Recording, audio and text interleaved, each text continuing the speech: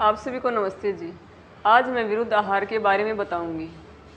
खाने पीने की कुछ वस्तुएं ऐसी होती हैं जिनको हम अकेला खाएं तो वह हमारे शरीर में अमृत के समान काम करती हैं, और उन्हीं वस्तुओं को अगर दूसरी वस्तु के साथ मिलाकर खाएं तो हमारे शरीर में जहर का कार्य करती हैं, जैसे घी और शहद।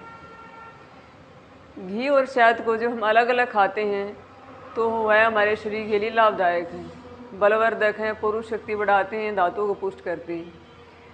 लेकिन जैसे ही हम घी और शहद को मिलाकर खाएंगे तो वह हमारे शरीर में जहर का कार्य करते हैं, हमारे शरीर के लिए नुकसानदायक बन जाते हैं। दूध के साथ क्या न खाए वो मैं बताती हूँ। प्याज, टमाटर, खीरा, ककड़ी, मूली, सरसों का साग, मूली की भुजी, उड़द, मोठ, कुल्थी, कांगनी। कांगनी हमारी माताएं डालती हैं गर्भवती महिला के लिए, तो दूध के साथ नहीं खाने चाहिए। कोदो, कोदो एक तरह का चावल होता है। तेल वाली चीज़ें नहीं खानी चाहिए, जैसे तिल में तेल, अखरोट, बादाम, काजू, इनमें तेल होता है। अलसी तो दूध के साथ ना खाएं, बिना दूध के खाएं, 1 घंटा बाद दूध पिएं। किशमिश हम खीर में डालते हैं या दूध में उबाल कर ही पीते हैं। हम फ़ोन में वीडियो देखते हैं तो उन्हें बताया जाता है कि दूध में किशमिश उबाल कर पियो, लेकिन बारीकी से सोचें तो किशमिश खट्टी और मीठी होती है, तो खट्टे और मीठे रस का दूध के साथ कोई मेल नहीं होता। इसे खीर में न डालें और दूध में भी न पिए उबाल कर, इसलिए दूध में उबाल कर भी ना पिए, क्योंकि हम खाते हैं कि हमारे शरीर को लाभ मिलेगा, यह हमारे शरीर के लिए हितकारक है, लेकिन वह जब पचती है हमारे शरीर में तो वह प्रतिकूल आहार बन जाती है। कटहल, नारियल, बेलपत्र, खरबूजा, जामुन, अमरूद, इनके रस कसाय होते हैं, कसाय रस होता है, उनके ऊपर भी हम दूध पीते हैं तब भी वो हमारे गले को ख़राब करते हैं। इसका मतलब ये नहीं है कि अब जामुन खाया दूध पी लिया। इस कहने का मतलब ये है कि जैसे हमें दूध पिया है और हम 10-20 मिनट बाद जामुन खाने लग जाएं, या जैसे हमने अब जामुन खाई है 10-20 मिनट बाद हम दूध पिए, तो ऐसे हमें छोटी छोटी बातों का ध्यान रखना चाहिए कि जैसे जामुन खाएं तो हमें दूध पीने की आवश्यकता भी है तो 1 घंटा बाद पिए, या दूध पी रखा तो उसके 1 घंटा बाद जामुन खा लें। मतलब ऐसे रस जो हमारे शरीर के लिए अनुकूल हो, क्योंकि हम अनाज, फल, सब्जी, ड्राई फ्रूट्स इसलिए खाते हैं कि वो हमारे शरीर को लाभ दें। जैसे शहद और घी एक साथ नहीं खाने चाहिए। जो हमारे कफ के रोग बढ़ते हैं तो हम शहद खाते हैं। कफ के रोग जो हमारे शरीर में बढ़ते हैं तो मीठा खाने के लिए मना किया कि मीठा ना खाएं, मीठा खाने से हमारे शरीर में कफ बढ़ता है, लेकिन शहद मीठा होता है। शहद मीठा होता है लेकिन उसका विपाक होता है वो कटु होता है। विपाक का मतलब होता है कि जो भोजन हमने खाया अंत में उससे जो रस बना वो कैसा बना। अंत में जो रस बनता है वो हमारे शरीर के लिए अनुकूल है या प्रतिकूल है, उससे हमें लाभ मिला या नहीं, ये बात है। तो जिस भोजन को हमने खाया उस भोजन का अंत में जो रस बना उसका कैसा बना।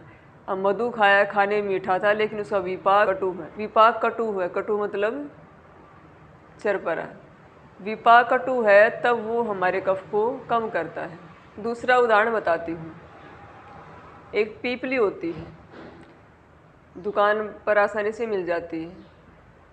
तो पीपली जब हम खाते हैं तो उसका जो रस होता है वो होता है कटु, चरपरा होता है। जैसे सौंठ है, चरपरी है, काली मिर्च खाते हैं तो थोड़ी जलन होती है तो चरपरी है। लेकिन उसका जो विपाक होगा, मतलब हम खाएंगे उसको, और जो हमारे पेट जब वो पचेगी अंत में जो उसका रस बनेगा पच करके वो मधुर होगा। खाया चरपरा है और विपाक मधुर। इसलिए पीपल ना तो उष्ण है और ना अनुष्ण है, मतलब ना गर्म है और ना ठंडी है, बीच की है। ऐसी पता नहीं कितनी औषधियाँ जो हमारे घर में हमारी माँ दादी ये कहती ये मत खाओ गर्म है, ये मत खाओ ठंडी है, लेकिन वो लोक में प्रचलित है। ऋषि जो बताते, जो ऋषियों ने तक बताया मैंने आपको वैसा बता दिया। तो हमें इनको जानना पड़ेगा कि कौन सी ठीक बात है और कौन सी गलत है।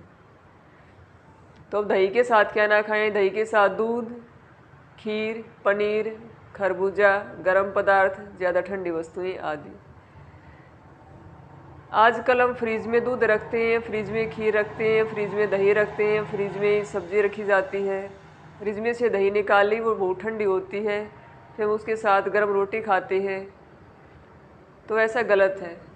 जिस आहार से हमें हमारे शरीर को लाभ मिलना चाहिए वहाँ उसको हानि होती है। ऐसा भोजन खाने से हमारे शरीर में रोग उत्पन्न होते हैं। हम फ्रीज में ही बनाने के लिए सब्जियां रखते हैं, फल रखते हैं। अगर हमें सब्जियां, जैसे हमने सब्जी रखी हुई है तो फ्रिज में भी तो गैस भरी है जिसको ठंडा रखती है, हमारे सामान को ठंडा रखती है। अगर हमने फ्रिज में सब्जियां रखी हैं और फ्रिज के अंदर गैस भरी है, उसको ठंडा रखती है, ठीक है। तो हमें अगर सब्ज़ी बनानी है तो उसको आधा घंटा पहले निकाल के रख दें ताकि वो नॉर्मल टेम्परेचर पर आ जाए, फिर हम उस सब्ज़ी को बना दें। और हम क्या करते हैं, सब्ज़ी को तुरंत निकाला, धोया, समय नहीं है, तुरंत निकालते हैं, धोते हैं, चीरते हैं और फिर हम छोंक देते, कुकर में बंद कर देते हैं, कुकर में सीटी मरवा देते हैं। तो एक तरफ तो वो गैस वाली थी, इतनी ठंडी सब्ज़ी थी, फिर नीचे से आग जलेगी, वो एकदम गर्म हो जाएगी। तो मतलब वो भोजन हमारे शरीर के लिए अच्छा नहीं है। जिस भोजन को खाने से हमारे शरीर को अच्छा रस मिलना चाहिए था, वो रस नहीं मिल पाएगा। रस अच्छा नहीं मिलेगा तो रक्त अच्छा नहीं मिलेगा, रक्त अच्छा नहीं मिलेगा तो हमारी सारी धातुएं कमज़ोर हो जाएंगी। जिस भोजन को खाने से हमारे शरीर में शक्ति आनी चाहिए थी, ताकत आनी चाहिए थी, वो आएगी नहीं। हम आज कर क्या रहे हैं, भोजन को खा रहे हैं और निकाल रहे हैं, अच्छी तरह पचता भी नहीं है, क्योंकि कभी ठंडा खा रहे हैं, कभी गर्म खा रहे हैं। जो व्यक्ति फ्रीज की चीज़ें खाने के आदी हो तो वो उस जो भी दूध पिए, दही खाए, सब्जी खाए या उसमें फल है तो उसको सामान्य तापमान पर लेकर आए। सामान्य तापमान का मतलब है कि उसको आधा घंटा पहले, 1 घंटा पहले निकाल, तो उसका तापमान सामान्य हो जाता है, वो हमारे शरीर के अनुकूल हो जाता है। पेट हमारा हमेशा अंदर से गर्म रहता है और हम जो फल सब्जी खा रहे हैं वो बहुत ज़्यादा ठंडी है, तो शरीर क्या करेगा कि उसको पचाने लग जाएगा, शरीर अपने तापमान पर लेकर आएगा उसको।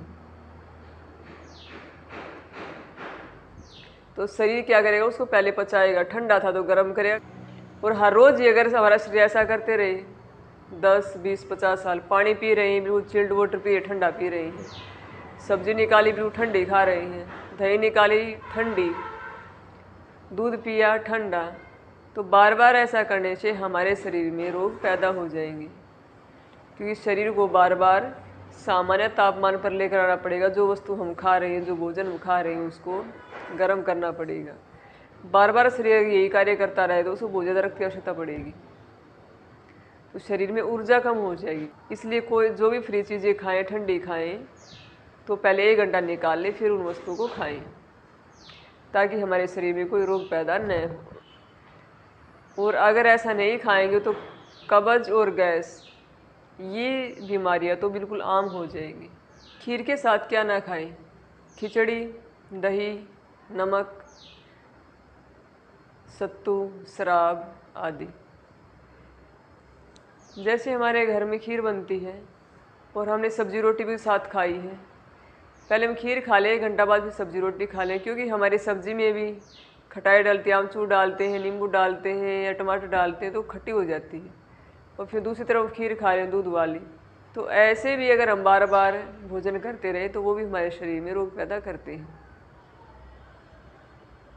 ठंडे जल के साथ क्या ना खाएं, मिठाई खाकर ठंडा जल नहीं पीना चाहिए। मिठाई खाई, हलवा, पूरी, कचौड़ी, तेल वाली चीज़ें या ज़्यादा घी वाली चीज़ें, चिकनायुक्त पदार्थ के साथ हमें ठंडा पानी नहीं पीना चाहिए, क्योंकि ये हमारे गले को ख़राब कर देती हैं। और ठंडा पानी पीने से फिर हमारे शरीर में इस खाने का पाचन भी अच्छा नहीं होता है।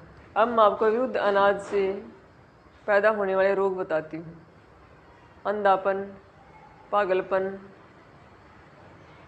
कुष्ठ रोग, मतलब सफ़ेद दाग का बढ़ जाना, आजकल ये रोग ज़्यादा बढ़ा हुआ है। फिर विषर्प रोग, विषर्प होता है जो सांप की तरह फैले, मतलब हमारे शरीर पर एक दाग हुआ छोटा सा, फिर वो फैल गया, बड़ा हो गया, फिर दूसरी जगह छोटा सा होगा, फिर फैल जाएगा, तीसरी जगह होगा, फिर फैल जाएगा। ऐसे पूरे शरीर में वो तो बड़े बड़े दाद हमारे शरीर में फैल जाएंगे, उसको कहते हैं विषर्प रोग। तो त्वचा के दोनों ही रोग बड़े भयंकर होते हैं, सफ़ेद दाग वाला भी और विषर्प रोग, दाद, खाज, खुजली, अंधापन, मिर्गी, नपुंसकता, जवर, अमलपित्त, नज़ला, गृहिणी, सूजन आदि रोग ये विरुद्ध अन्न से पैदा होते हैं। फिर हमारे ऋषि जी लिखते हैं कि विरुद्ध अन्न खा तो लिया, लेकिन विरुद्ध अन्न जिस व्यक्ति ने खाया उसकी चिकित्सा भी जरूरी है। तो उसे क्या चिकित्सा होनी चाहिए? विरुद्ध अनाज खाने वाले व्यक्ति की चिकित्सा क्या होनी चाहिए? तो उन्होंने बताया कि वमन के द्वारा अपने शरीर की शुद्धि करें। वमन मतलब उल्टी के द्वारा अपने शरीर की शुद्धि करवाएं। फिर विरेचन, दस्त लगवा कर अपने पेट की शुद्धि करें। तीसरी है संशमन, विरुद्ध अन्न से जो हमें नुकसान हुआ है उसके लिए हम औषधि का प्रयोग करें ताकि वे रोग हमारे शरीर में कम हो सके। किन व्यक्तियों को विरुद्ध अन्न से रोग कम आते हैं? जो व्यक्ति व्यायामशील होगा। व्यायाम हल्का फुल्का व्यायाम नहीं कि हमारे शरीर में पसीना ना निकले, हम ये कहें कि व्यायाम कर रहे हैं। व्यायाम ऐसा कि हमारे शरीर से पसीना निकले। परिश्रम भी ऐसा ही हो कि हमारे शरीर से पसीना निकले, मतलब ज़्यादा मात्रा में परिश्रम करना। हम घर के छोटे मोटे कार्य करके ये कहते हैं कि ये परिश्रम के बराबर है, व्यायाम के बराबर है, लेकिन ऐसा नहीं है। कार्य कार्य होता है और व्यायाम व्यायाम होता है। तो जिन व्यक्तियों की अग्नि तेज होती है उनको नुकसान नहीं करते। जो व्यक्ति चिकनायुक्त भोजन खाते हैं, चिकनायुक्त मतलब जो घी दूध का ज़्यादा प्रयोग करते हैं, उनको ज़्यादा रोग नहीं होते। उनके शरीर की प्रतिरोधक क्षमता ज़्यादा होती है, इसलिए उनके शरीर में अगर रोग आते भी हैं तो जल्दी रोग का शमन हो जाता है। फिर महर्षि चरक जी लिखते हैं कि आहार ही सबसे बड़ा औषध है। तो हमें अपने शरीर के लिए उचित है पथ्य आहार का प्रयोग करना चाहिए। जब रोग आते हैं हम दवाई लेते हैं, दवाई लेने पर भी हमारे शरीर को भोजन की आवश्यकता पड़ती है। इसलिए हम भोजन ऐसा खाएं कि जिससे हमारा रस, रक्त और सारी धातुएं अच्छी बने और शरीर पुष्ट हो जाए। ऐसा भोजन ऋषि जी बताते हैं। आयुर्वेद को पढ़ें, बारीकी से सोचें और अपने इस अनमोल शरीर को बचाएं। धन्यवाद।